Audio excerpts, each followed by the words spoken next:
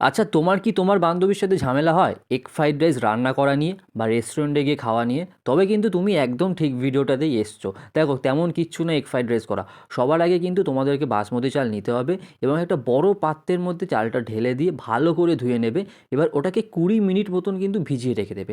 চালটা যখন সেদ্ধ করতে বসাবে, 4টে লবঙ্গ আর 2টো কিন্তু এলাচ দিয়ে দেবে। এবার চালটাকে কিন্তু ওই 60 থেকে 70% মতন ভালো করে সেদ্ধ করে নেবে। চাল যখন সেদ্ধ হচ্ছে, অন্যদিকে যদি কোনো সবজি দিতে চাও, আমি এখানে জাস্ট গাজর দিয়েছি। গাজরটাকে একদম ঝিরিঝিরি করে কেটে তুলে রেখে দেবে। চাল কিন্তু ওদিকে আমাদের সেদ্ধ হয়ে গেছে। একটা কথা মনে রাখবে, চাল বেশি সেদ্ধ করবে না।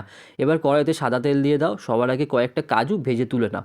এবার কিন্তু এখানে 2খানা ডিম দিয়ে দেবে, ওর মধ্যে অল্প একটু নুন, একটু ভালো করে গোলমরিচ দেবে, কারণ মেয়েরা নাকি ঝাল খেতে খুব ভালোবাসে। এবার জাস্ট ওটাকে ভালো করে ভুজিয়া করে তুলে রেখে দিয়েছো। এবার ওই কড়াইয়ের মধ্যেই অল্প একটু সাদা তেল দেবে। সবার আগে কিন্তু রসুন কুচি দেবে। রসুন কুচিটা হালকা নাড়িয়ে নিয়ে গাজরগুলো কিন্তু দিয়ে দেবে। গাজরটা প্রথমে হালকা করে নাড়িয়ে নেবে। এবার ওর মধ্যে কিন্তু বেশ ভালো করে কাঁচা লঙ্কা দেবে। দেখো, কাঁচা লঙ্কা মাস্ট। তারপর অল্প একটু নুন দিয়ে কিন্তু ওটাকে ভাজতে থাকো। যখন ভাজা হয়ে এসছে, ঝিরি করে কেটে রেখেছিলে পেঁয়াজটা, সেই পেঁয়াজটা কিন্তু দিয়ে দিয়েছো। এবার টমেটো সস আর সয়া সস দিয়ে কিন্তু প্রথমে কালারটা বার করো। যখন কালারটা বেরিয়ে এসছে, অল্প অল্প করে কিন্তু সেদ্ধ করে রাখা ভাতটা এর মধ্যে দাও। ভাতটা দিয়ে সবার আগে আস্তে আস্তে পুরোটা মিশিয়ে নাও। মেশানো যখন হয়ে এসছে, ভেজে রাখা কাজু বাদাম, ডিমের ভুজিয়া, অল্প একটু কিশমিশ দিয়ে ওটাকে ভালো করে মেশাও। অবশ্যই কিন্তু চিনি আর স্বাদ মতন কিন্তু নুনটা দিয়ে দেবে।